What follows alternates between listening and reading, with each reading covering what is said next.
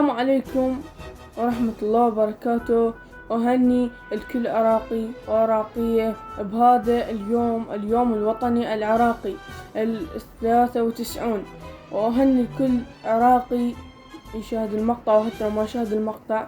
وإذا تحب الوطن حط لايك واشتراك. طبعا شباب نبلش مقطعنا يا شباب. أهني كل العراقيين يعني كل العالم العراقيين، حتى لو كردي ايش، هذا كل احنا وطننا كل احنا. لا تقولي انا كردي انا تركماني بس جاي بالعراق، كل احنا هذا وطننا ولازم نحبه. لا تقولي انا سني اريد اسوي له مدري شنو، انا شيعي.